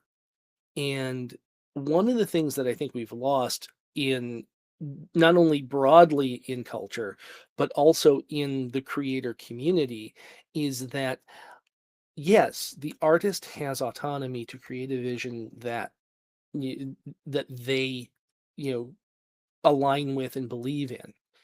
But once it leaves, it is the observer, it is the listener, it is the person, the consumer that has to have the emotional response. The artist may have an emotional response in the creation, and the consumer may not. And you talk about one of the things, and of course, yeah, and this might not be the direction you want to go, but when we talk about the use of AI, and I don't even like using the term AI because what we have today is not truly artificial intelligence. It Right. is it is intelligent automation, which is, Mm. and there is a Or it's sophisticated difference. automation. Yeah. It is, but it is still pattern recognition. It still cannot act truly independently. Yeah. When Agreed. people try to send that, to just say push a button and say write me a novel, and they send it out and they publish it, that's AI slop. Hmm. And people, because they don't connect with it, Right. but the hard truth is that can happen to a human too. The Hmm. human can put time building something, and the consumer may say, eh? Or even better, the consumer may have a different emotional response than the artist intended. Is that a failure? Not necessarily, but it is part of the interaction of art. Right. Is Right. I what and because and as peoples develop emotional and social agreements, at the micro and macro level, they want their art to reflect those things. Hmm. And what's Hmm. happening is because and we've we've created we've created a situation where y- you, honestly, where beauty is dismissed or even vilified as Hmm. privilege. Hmm. And that's kind of and I think until we either accept, and we're told that, things that are clearly, that to ourselves as consumers is not beautiful, Hmm. but we're told you must think this is beautiful or else something's wrong with you. Right. Hmm. That creates a tension that breaks down the bonds of culture, Hmm. because now, and culture just becomes a word, that's used in defense of, of actions and beliefs, Hmm. instead of being the the mortar that brings peoples together. Mm. And I like that. there has to be some fundamental agreement on what you want to be bound to in order to Hmm. be to be a people, and not just a random set of individuals who happen to be in the same geographic place. Yeah, yeah, yeah. Agreed. No, I absolutely think that on the negative side of what AI has done, it has created a sort of magic accelerator button, and it has not created all the problems that we now see, but it has absolutely sped up our ability to see everything that we have lost. And so Yeah. we've created slop for like 100 years, and stuff has Oh, been co-opted by bad faith actors. And then we've all been like forced down our throats and told to accept it, and lose culture and into fandoms around agendas and groups of stories that we don't believe in, and mhm, some that we genuinely do. And I think that's one way how cultures are founded. When you're no it's no longer about survival, obviously.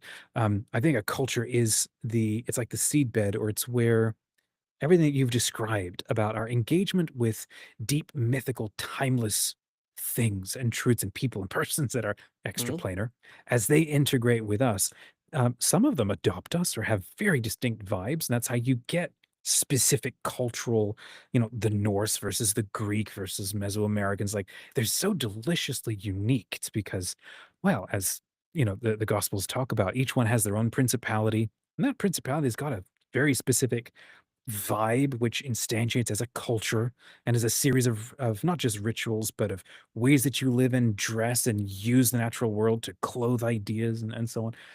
But AI has come in and just be like, well, what if you could just do it faster, faster, faster? And then all of a sudden we look around and realize, okay, yes, more people can do stuff. Should we have actually been doing it at all?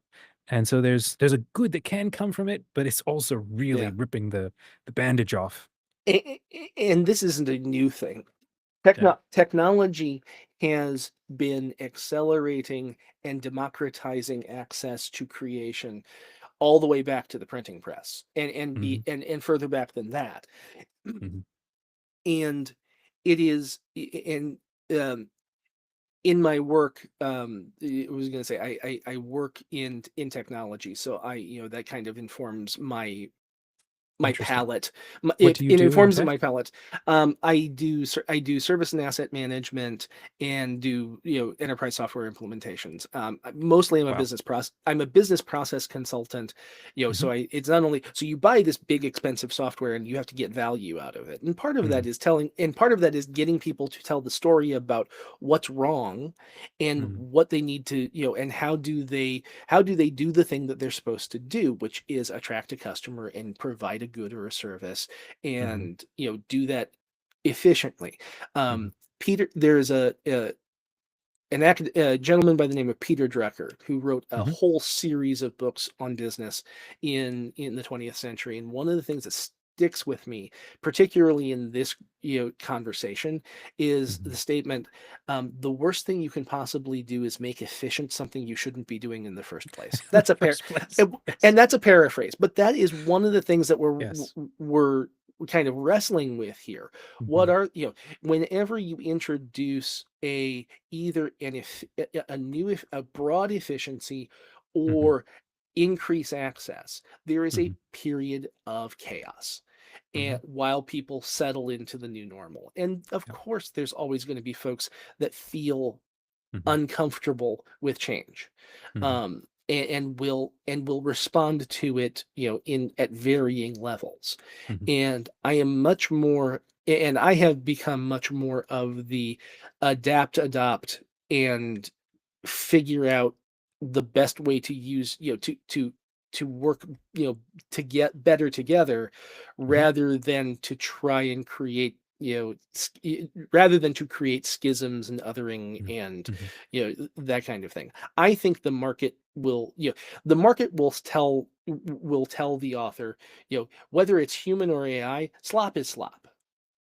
It's just a it's just a Yes. speed thing.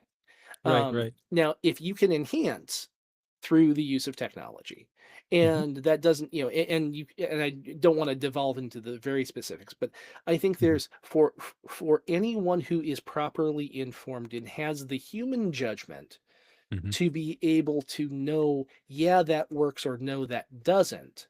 mhm, Because and I'll take a great example. Um, so again, one of the things I end up doing is I help with software licensing, mhm, and help companies not get into trouble by overusing. mhm, Um, and I remember an article.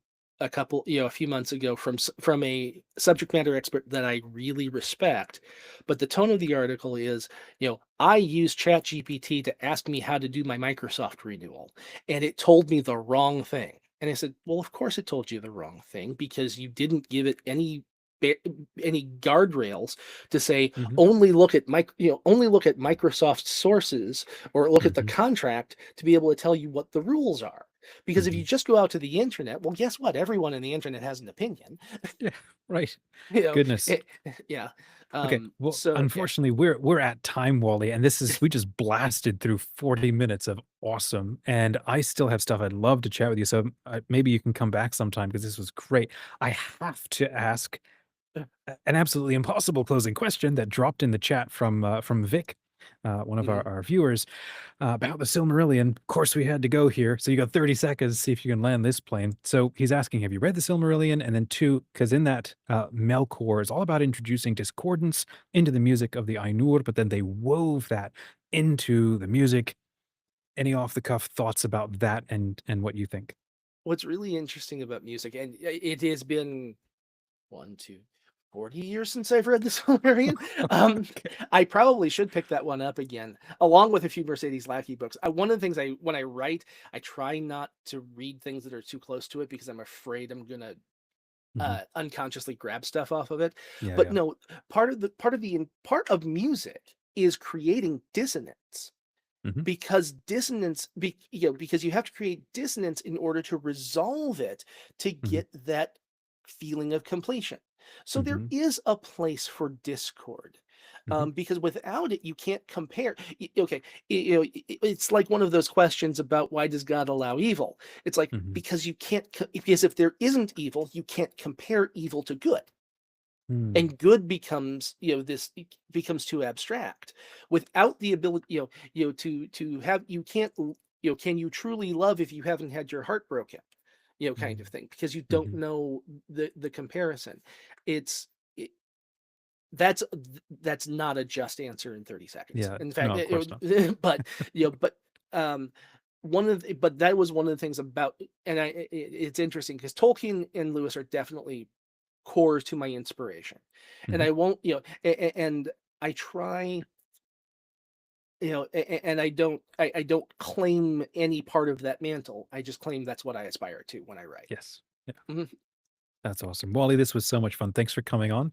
Again, I'd love to have you back, especially as you get towards the anything else in your series. But talking about faith and fantasy and religion and stuff like that is uh, it's fascinating to me, and I think it's a lot of people are interested in it. So, thanks Yeah, again for coming on. Have an amazing rest of your day. Any closing absolutely. Hey, thoughts I or appreciate it. questions? So wallbangercreative.com is my website. The series website is museswar.com. I'm also on Substack at Wallbanger Creative, and I'm on Twitter at Wally Waltner. Thank you for remembering that. I will put links to all of those when I clip this out and share it, and people will have the links so they can go buy your book. Outstanding. Hey, I appreciate it. Absolutely.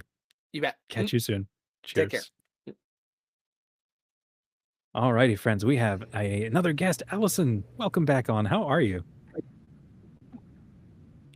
Hi, great. How are you? I'm doing good. It's good to see you. Thanks for waiting. Was closing up with the previous guest. Um, Looks like we may have a delay. Could you just hit the refresh and then just come right back in? I don't know why the lobby does that sometimes. Sure. One sec. Hit refresh. Thank you kindly. Shout out to Vic in the chat. Good catch about the whole music of the Ainur. Honestly, that what is that first or second chapter of the Silmarillion? It is so fantastic to read that out loud. I did that with my family, like my gosh, maybe 15 years ago now, 14 years ago. Absolutely stunning book. All right, Allison is back. Let's bring her in. Hey there, welcome back. Can you hear me okay? I can hear you. Can you hear me? I hear you. It looks like we're in sync now. Welcome back to the show, Allison. Good to see you again. What is new? I mean, on your end, like it looks like a sunny day on your side. So how's Yeah. life? Sunny, humid. Feel Yeah. like you're Yeah. walking through a sauna, but Hmm.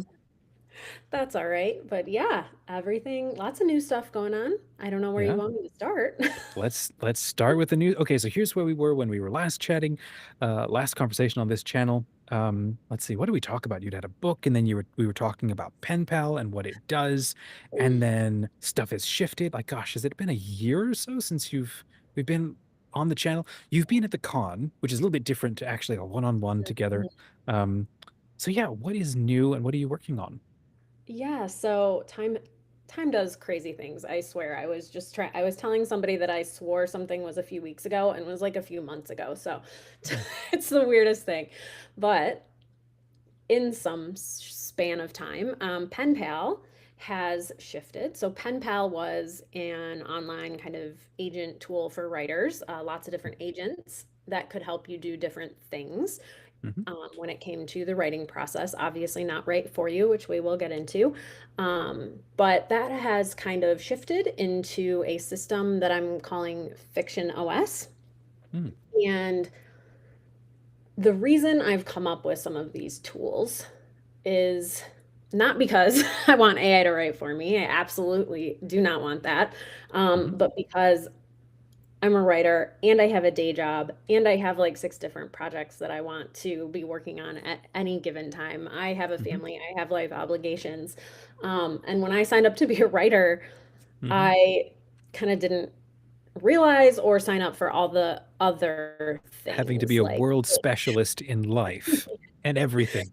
Yeah, the email marketing, the social media marketing, the sales totally. funnels, the leads, the ad Yeah. copy. Like it's too much. Well, can I be really annoying and just inject it right in? You've given a fantastic list of extremely justifiable reasons to amplify your workflow with any tool you want and so on. But I'm going to be annoying and just go, frankly, you can add any tool that you want to your stack because you don't owe anybody an explanation. You can do what you want because you want it. And I think that's a pretty good enough reason to be doing everything that you're doing. I think so too. But there's lots of justifiable reasons why people are cautious. Hmm. And as long as you're being cordial about it, like I Hmm. don't mind talking about the why. Um, Hmm. and I think a lot of writers are nervous to be using tools like this. So I do Hmm. think it's worth taking the time to kind of talk about the why and the how Perfect. and Yeah. a lot of that. All understandable.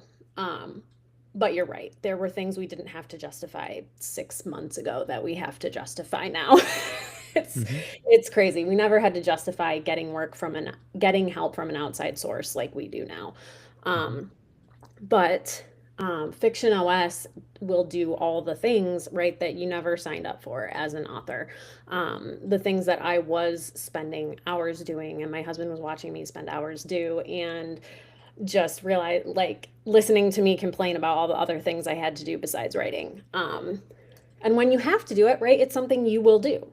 We're not Hmm. going to turn away from those things, but if we can have a tool that helps us do it, why not have a It's tool not that like we're helps getting any younger, and it's not like things are slowing down at all, and it's not like we have any control over most of it.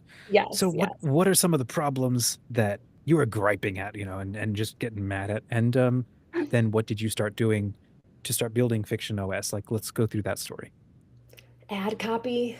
I don't want to Hmm. do ads. I'm not a sales person. I'm a Hmm. writer. Writing sales copy and writing is are two Hmm. very different styles, and Right, I right. don't want to be a copywriter or a sales writer. Hmm. I want to write my books. I want to write stories. So Hmm. ads are a huge thing for me, honestly. My husband always took care of that.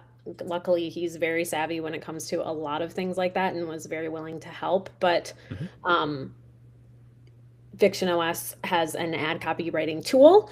And before you even jump into all of that, you upload documents that you've already written. You Hmm. upload a lot of background about who you are and what you do so that it can learn your voice. So that when Hmm. you put these ads out, it sounds like you. And it's Right, right. things you would say anyway.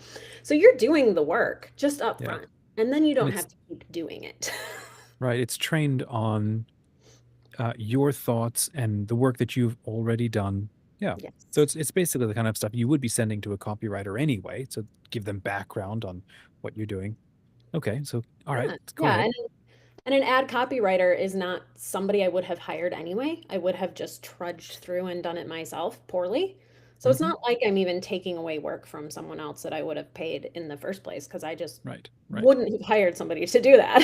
I just would Hmm. have made bad copy. But you can't, these days, you can't get your book out there a lot Hmm. of the time without paid advertisements. That's Right. just a necessary evil of the game. Hmm. And so this will help do that. It'll help come up with ads based on the platform, Amazon or Facebook or wherever. Oh, Um, nice. the sales page, a lot of authors I don't think realize that if you want to escape Amazon and you want to escape some of these platforms, you can sell your books on your website, but you need a good sales page. Mm. You need good copy. You need a funnel. A lot of authors might not know that phrase, a sales Hmm. funnel, a marketing funnel. So this is going to help you do all the things that you might not even know that you need. Nice. Okay. Man, there's a conversation I want to come back and have with you about. What are the essentials for a sales page and a funnel for complete beginner authors? Yeah. What have you learned? How does this tool help with that? Maybe have you come back and do a workshop on that. That would be amazing. And Okay, that's go actually ahead. a So, realization. Sorry, that's actually a yeah. realization I had literally yesterday is that Okay. some people might push back on tools like this because they think all there is to writing a book is writing the book. Right. They Right. don't even realize you need the sales page and you need all these other things. So they're like, why Hmm. can't you just write the book? Why do you need AI Yeah. to help you do that? I'm like, I don't Yeah. want it to help me do that. I want to do all this other stuff that so Yeah. many Yeah. people don't even know they need. As much as I love, the authors who come on this show and so on, it just drives me up the wall to be Googling them and then realize they don't have a website of any sort. All they have is just their Amazon author page. Maybe there's their personal Facebook, and I'm like, please just even have a single one-page website that puts all of these links together. I mean, Google wants it, people want it. Give me an email list, or just these. It's funny how for people like you and I who are more into the marketing side of things because we've got 2% extra caffeine to go towards that compared to the average person, maybe. And these things just we realize how normal they are. We see them everywhere for people who are more successful. And so yeah, I'm with you. I'm like, we gotta help more people win faster when you don't have a lot of money. Like you and I are kind of at, I don't want to say we're at the bottom of the market, but like I have zero investment ability to like spend on anything. So I class myself down at the bottom. Like, so the fact that we have tools that give us access to do things so that we can maybe make more better income and then maybe at some point actually hire somebody who knows what they're doing. Like that's just the dream for everybody. But That's what I use the want tools to for, do. Yes. yeah. Yeah. Okay. Go ahead. So what else does FictionOS do? So it's okay. Decomposing the name, right, or deconstructing the name. It's obviously for novels, fiction. Operating system. So is it less about helping you craft and structure your novel the way Pen Pal did, and this is more about everything else and the marketing side?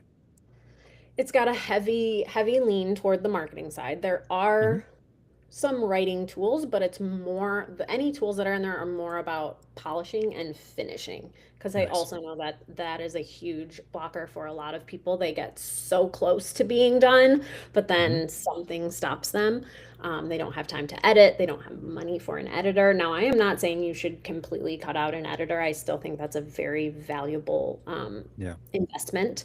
Hmm. But doing an editing pass with the skills in FictionOS. We have a flow skill, we have a voice skill, we have a repetitive word skill. So by the time you run all those skills, Yeah. it's much cleaner when you hand it to an editor. Well, it sounds like It's those are insanely helpful for you because these are skills that you should master yourself. And often we don't until something or somebody draws that attention to us. So that's ideally not the kind of quality of stuff we'd want to send to an editor anyway. So having basic, it's like Grammarly level thinking. Um, that's just, yeah, that just makes sense to have access to that. Okay, smart. So keep going. What else? oh gosh. So more, so we really do want to focus on the marketing side of things because we Okay. want you to be able to, we want you to do the work. And I always say Yeah. that it does the scut work so that you can focus on the writing work so that I Hmm. can spend 20 minutes obsessing over the right word that I want to use here because Hmm. that's what I want to put into the work. Right. But I Right. don't want to spend 20 minutes googling if I'm using this comma correctly or if I'm using a Hmm. semicolon versus this. Like just tell me that and I'll move Hmm. on. Like Yeah. we should know that, but you know what? We maybe learned it in middle school or college and have completely forgotten at Yeah. this point. Yeah. So, No kidding. No, you forget it until you need it. So, yes. okay, Hmm. where is so again, remind us what's the dream for Fiction OS, and then what's the rollout looking like, and sounds like it's a passion project or something you're building yourself with your husband. What's the dream here? Is it open for invite only? How's that going? It is available right now.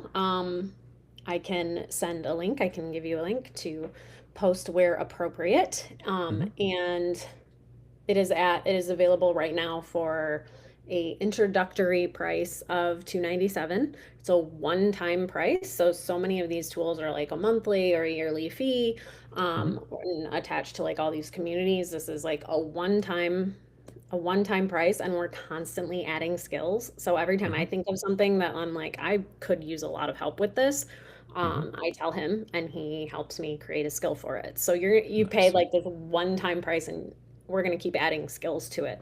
The one Hmm. I just was thinking about the other day was kind of like a body logistics skill that will do a pass Oh. and tell you like, okay, your character just reached for this thing, but 2 seconds ago they were standing over here, so that doesn't make any sense. Or Oh my like the gosh, way that's they awesome.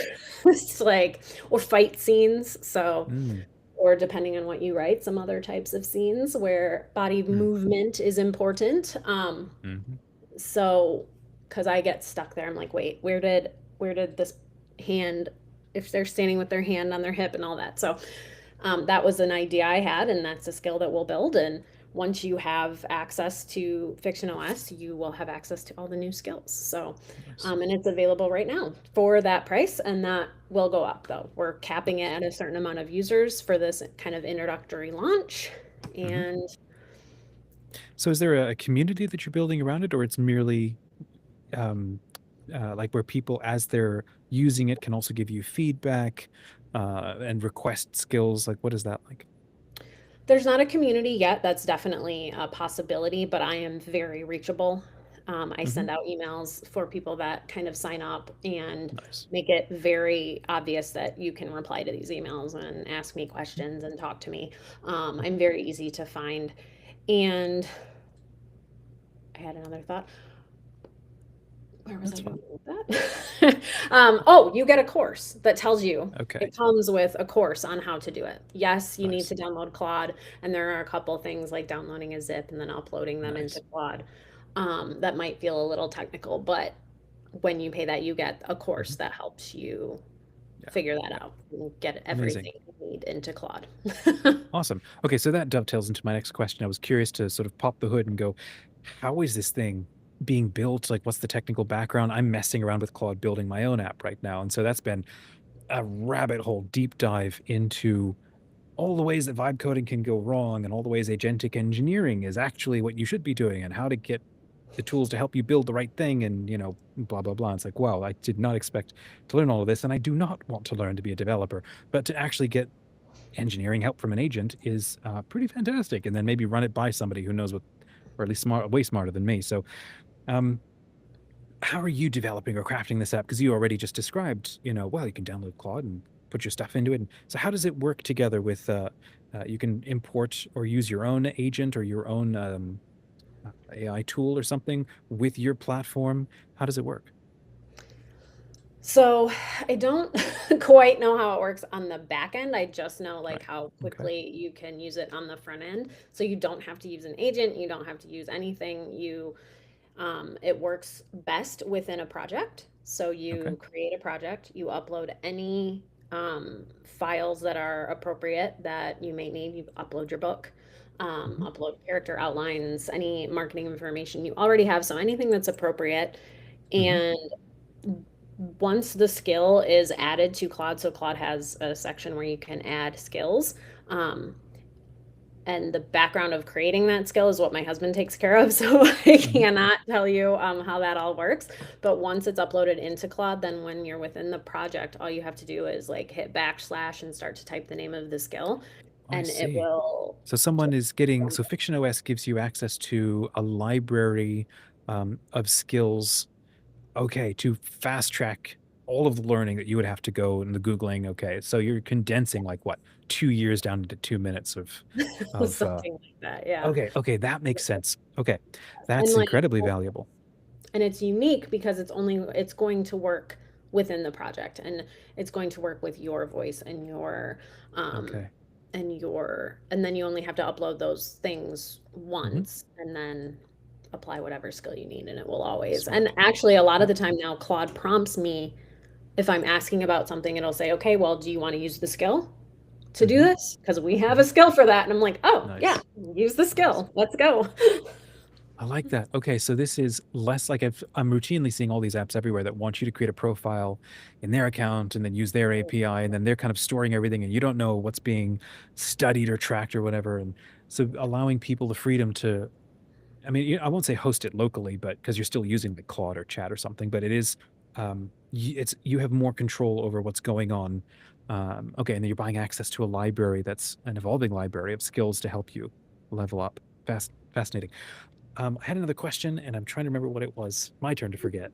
Um, uh, oh, ads. So going back then, coming back to full circle, one of the main reasons you said you crafted this was because marketing is tough and exhausting. And I don't know, as much as I do it full time, I don't love it.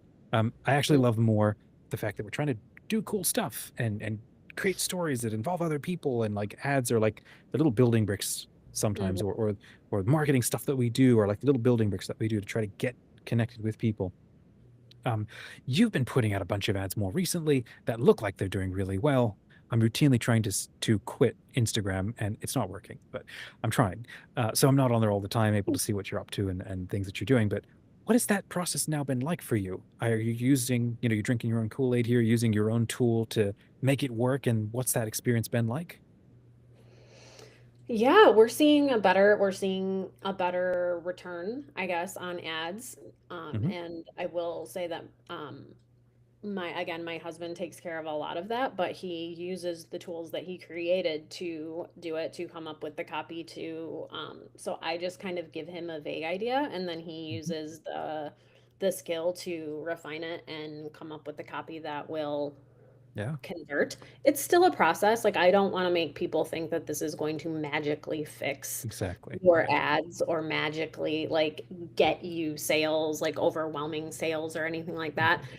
And I also think that's a misconception that people have with using AI tools is that you're Hmm. using it um, to be lazy. Like you Right. still have to do the work. You still have to watch the ads. You still have to take, be aware of how they're doing and things like that. It just Hmm. helps you as a jumping off point. It just Yeah. helps you move through these things faster. Right. So yeah, that process has been a lot faster than it has been in the past for sure. And Nice. because of these skills and the projects and everything, it's a lot easier for him to do them and Hmm. still have it be in my voice. Right. And still feel like you're controlling it. So Yeah. obviously you're still using it because not just you believe it and you're invested in it, but um no, that's, I want to say it the other way. You're using it because you believe in it, and because in using it, life is better compared to before you were using it. So and like you say, it's not a money maker, it's not going to start printing you money. But I like the fact that someone like yourself building a tool like this, you're honest about it, you're accessible, you're sharing it, we can get a sense of who you are, versus ads that just routinely show up trying to onboard you into apps, and you have no idea who's behind it, or how it's built, or if it's actually going to work. And then you can see they're like printing testimonials like it's got 1 million downloads. I'm like, no, I can Google this thing and see there's no million downloads of people using this thing. So I love the fact that you're starting small and honest and human, and you're building this thing, and you obviously believe in it and you're using it yourself. If you were to compare the before and after of maybe various tools that you've used, what do you like most about using this? Oh gosh, I guess this world that we live in hasn't been around that long, so I guess I haven't like used that many tools Mhm. even, in the past. I guess wise, um editing wise, the tools, the skills, the editing skills are Mhm. helpful because I'll be releasing videos of this. I'm going to use it on a collection of short stories that I'll be releasing soon. And I'm Nice. going to apply all the tools because they're written. I just need to polish them and publish them. Mhm.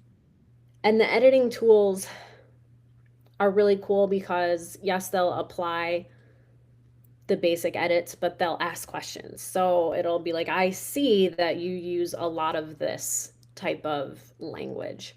Is Mhm. that intentional or should I flag that? And so it asks things and it knows my voice because I've uploaded my other work. Mhm.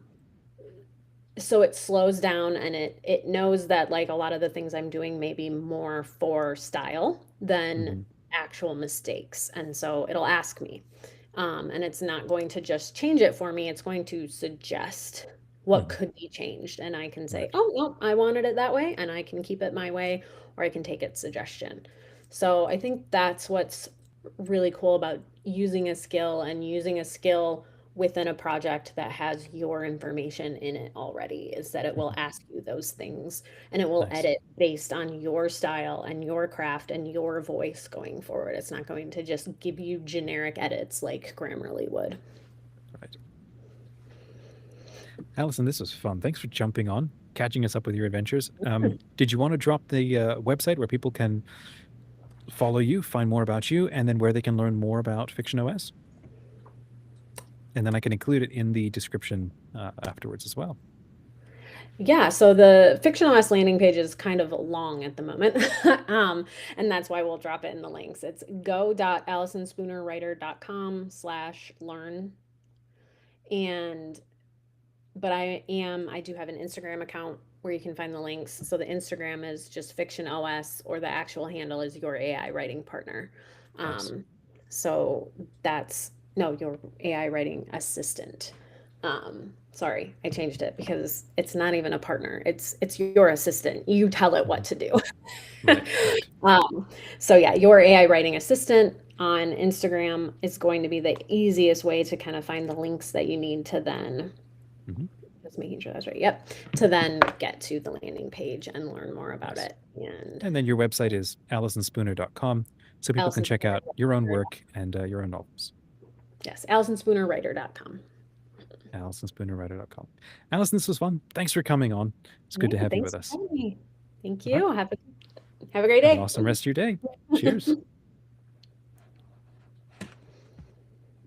Alrighty, friends, and thank you for hanging out with us on the rest of the live stream. I'm going to be closing it out.